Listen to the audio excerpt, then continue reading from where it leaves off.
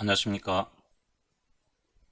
오늘은 시설 작물 및 버섯에 보상하는 손해 및 보험금 지급 사유에 대해서 기존에 말씀드렸던 것과 조금 상이한 부분이 있어서 다시 한번 짚어보도록 하겠습니다. 작년에는 시설 작물과 버섯이 동일했었는데 금년에는 업무방법서가 좀 변경된 사항이 있습니다. 이 부분은 출제된 적이 없고 오점 문제로 충분히 출제될 가능성이 있어 보이는 문제이기 때문에 정확하게 공부해 놓으시는 게 필요해 보입니다. 시설 작물과 버섯에서 보상하는 손해 업무방법서에 보면 자연재해 조수해로 시설물에 직접 피해가 발생한 경우, 시설물에 직접 피해가 없더라도 자연재해로 작물 피해율이 70% 이상이고 전체 재배를 포기하는 경우, 또 기상특보 관련 지역에 기상특보 관련 재해로 작물의 피해가 발생한 경우 보상하는 손해에 해당된다고 표시가 되어 있습니다. 자, 지금부터 업무방법서 및 약관까지 같이 보시면서 정리하시고 마지막에 최종 정리한 자료로 같이 정리해 보도록 하겠습니다. 먼저 시설 작물입니다. 업무방법서 보상하는 손해에 방금 말씀드렸던 것과 동일한 내용으로 되어 있고요. 7번 보험금 항목에서는 자연재해로 시설물에 직접적인 피해가 발생한 경우에만 시설 작물 피해도 보상한다고 되어 있죠. 그리고 시설물에 직접적인 피해가 발생하지 않더라도 시설 작물 피해율이 70% 이상, 그리고 전체 재배를 포기했을 때, 또 기상특보 관련 지역에 기상특보 관련 재해로 시설 작물의 피해가 발생한 경우에 보상한다고 되어 있습니다. 여기서만 보시면 2번 보상하는 손해와 보험금 항목에서 자연재해와 조수해, 또 여기서는 자연재해만 되어 있습니다. 그래서 약관을 확인한 결과는 시설 작물에 대해서 자연재해와 조수해로 입은 손해를 보상합니다. 첫 번째, 시설물에 직접적인 피해가 발생한 경우, 두 번째는 시설물에 직접적인 피해가 발생하지 않은 자연재해, 그 자연재해로 작물 피해율이 70% 이상 발생했을 때 그때 시설 작물의 전체의 재배를 포기한 경우,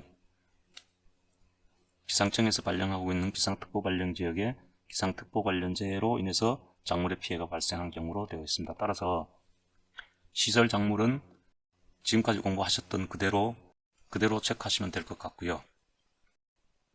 버섯의 경우 업무방법서 2번 보상하는 손해에서는 동일하게 되어 있습니다.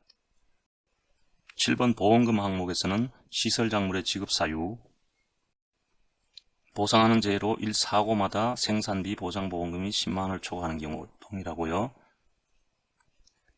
다음, 자연재해로 시설물에 직접적인 피해가 발생한 경우에만 버섯 피해도 보상한다고 되어 있습니다. 다만 표고버섯 확장위험담보 특약에 가입한 표고버섯에 한해서 시설물에 직접적인 피해가 발생하지 않더라도 버섯 피해율이 70% 이상 발생하고 전체 재배를 포기하거나 기상특보 관련 재해로 버섯의 피해가 발생한 경우에 보상한다고 되어 있습니다. 그래서 보상하는 손해와 시설 작물의 보험금 지급 사유가 상이한데, 약관을 보시면 버섯은 아래의 경우에만 보상합니다. 구조체, 피복제 등 농업용 시설물 버섯 재배사에 직접적인 피해가 발생한 경우에 버섯 피해를 보상을 합니다. 위에서 보신 내용의 1번에 해당하는 항목이죠. 2번, 3번에 해당하는 항목은 버섯에서는 해당이 되지 않습니다.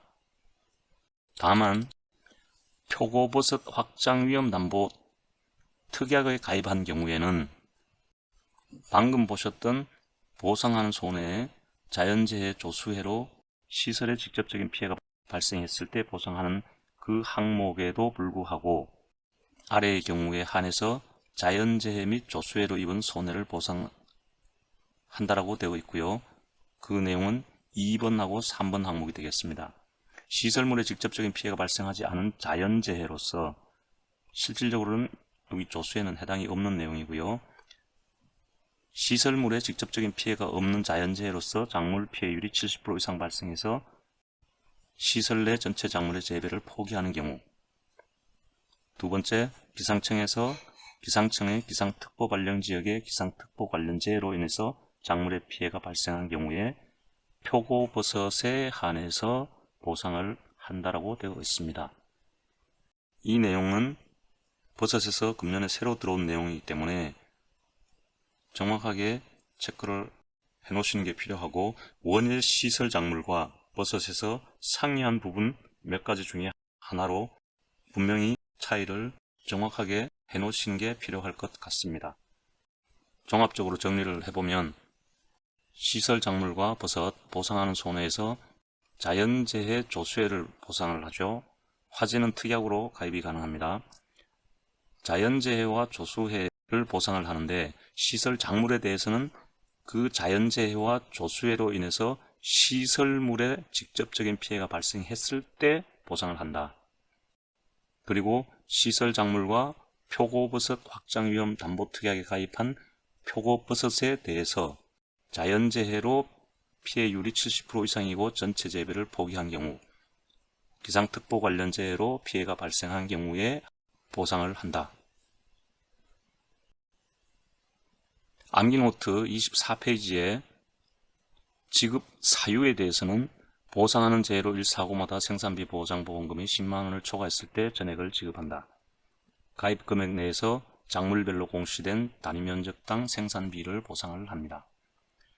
시설 작물과 버섯에서 시설 작물은 지금까지 공부하셨던 것 그대로 적용이 되고요.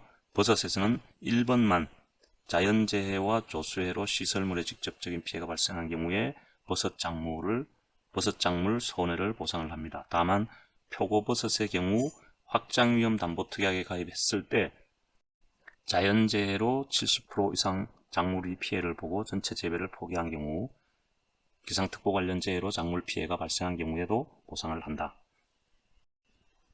이 자료는 제 카페 정오표에 올려놓도록 하겠습니다. 이제 2차 시험이 약 3개월 조금 더 남은 상황인데요.